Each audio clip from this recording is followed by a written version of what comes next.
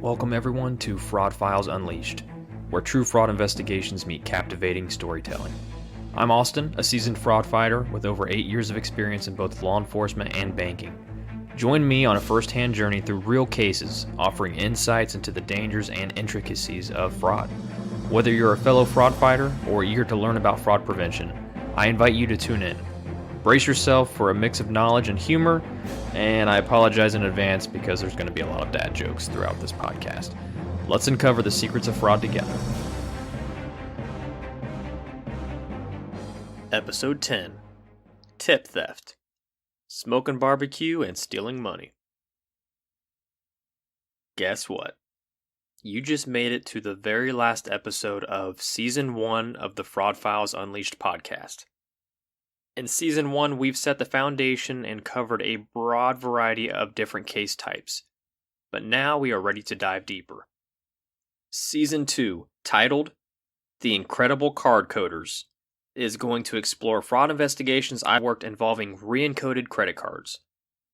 These are essentially stolen credit cards that have been purchased on the dark web, compromised via skimmers, or via other nefarious methods. I'll share how all of this works, and you'll get a good insight into how efficient and organized crime can be. You do not want to miss this. Tell your friends, tell your mom, tell some random panhandler on the side of the interstate. Well, maybe that's not the best idea, but you do you. That's enough about Season 2 for now, though. Let's wrap up Season 1 with a banger. How about a personal story? That's right. Even fraud fighters can be impacted by fraud. Let's jump back to, only about a year ago or so.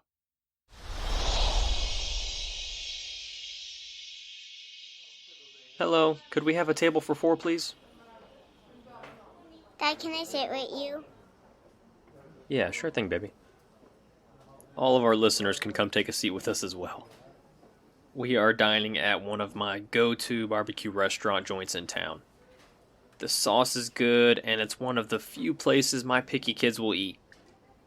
I mean, the only thing they eat is garlic bread and fries, but that's better than most places we go to. This was just an ordinary Friday evening, but the restaurant seemed a bit more empty than usual. I was absolutely starving, so you know I ordered way more than I should have. Tender pulled pork, marbled sliced pork, crispy French fries, some average macaroni, and the holy grail of golden, salty garlic bread.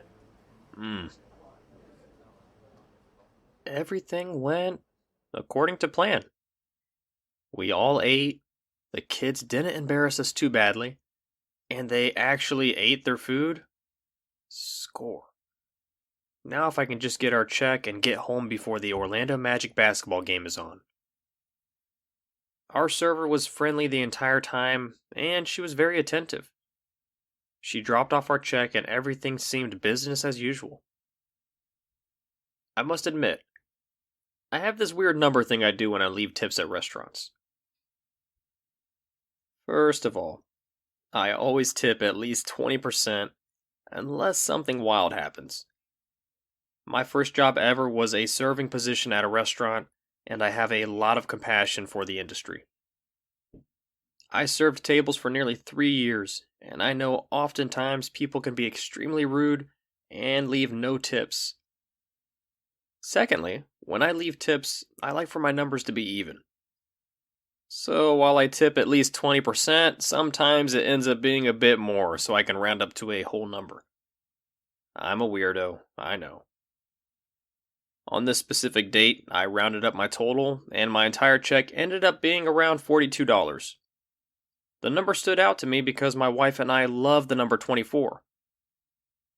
It was my wife's softball number when she played in high school and college. We gathered up the children and made it home just in time for the Orlando Magic game. Man, what a great Friday night for an introvert. The next thing I knew, the weekend ended in the blink of an eye, and miserable Monday showed up to greet us. I have text notifications set up for my bank account.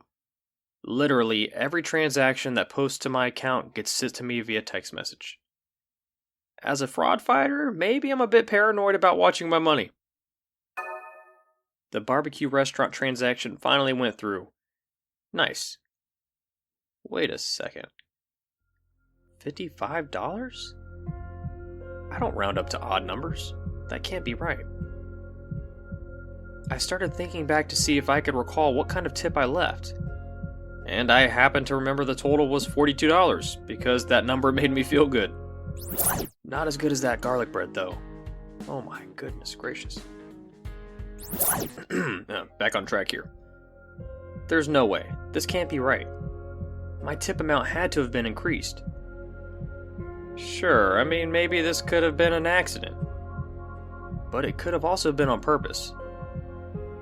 I wasted no time finding out, though. I called up the local barbecue joint and asked to speak to a manager. Of course, I was put on hold for an eternity. This hold music wasn't that bad, though.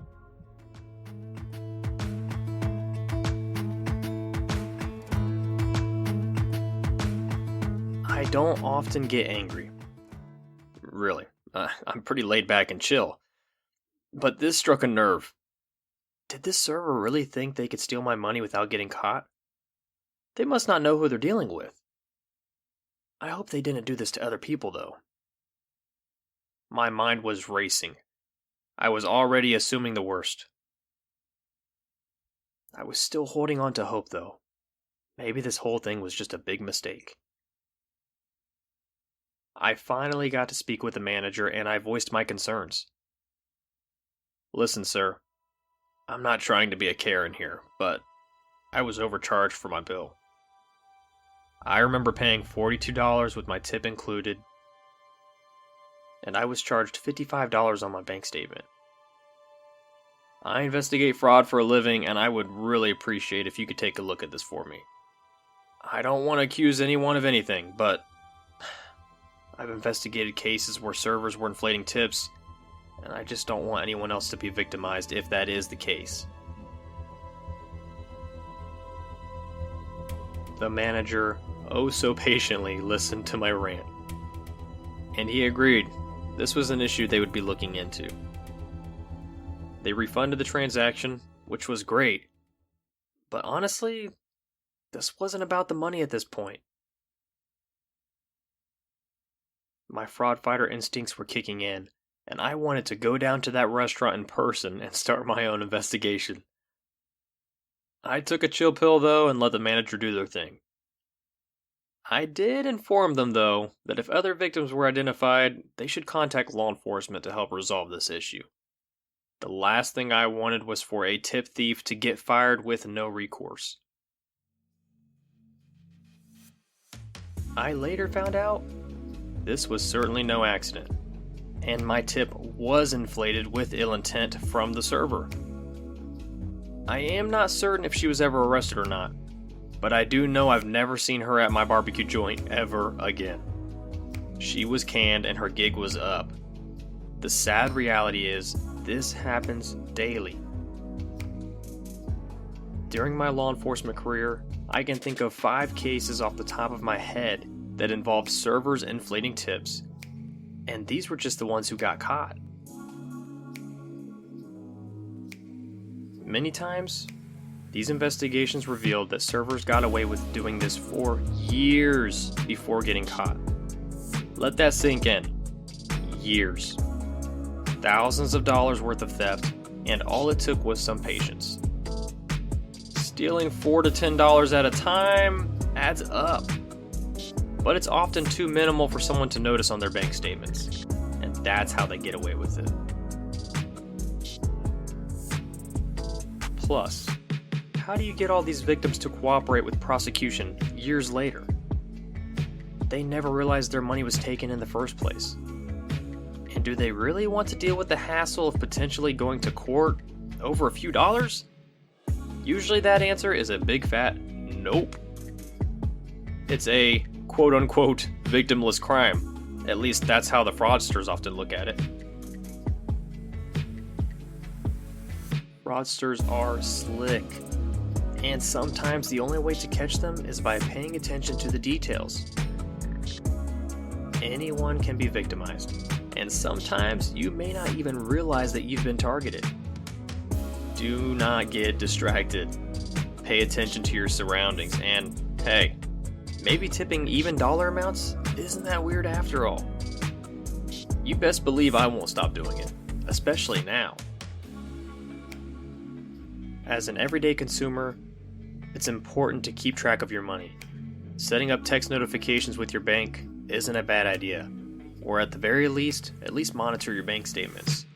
The earlier you catch a suspicious transaction, the faster the bank can step in on it, and the faster law enforcement can get involved if needed. As a fraud fighter, it's important to look past the surface and dig deeper.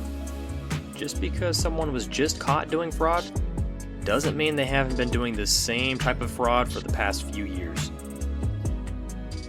You may end up finding your fraudster isn't quite as new to fraud as you think they are.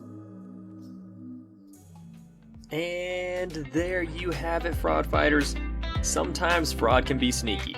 And if you don't keep a close eye out, even you could become a victim. Barbecue food is good for your soul, but don't let that sweet meat distract you. Join us next time as we delve into the world of financial intrigue, exposing the tricks of the trade while sharing a laugh or two. Remember, not all heroes wear capes, some wear accountant badges and detective hats. This podcast is presented by Fraud Warfare. If you are interested in supporting us through promoted ads, please connect with me on LinkedIn. I would be incredibly grateful if you would share this podcast with a friend or family member, and be sure to leave us a review on your podcasting platform of choice. You can also support us financially through our buymeacoffee.com/fraudwarfare page. 100% of these funds go towards improving the quality of our podcast and, of course, some coffee. Thanks for listening. Season 1 has been amazing. Thanks for your support, everyone, but Season 2 is going to be twice as good. I'll see you there.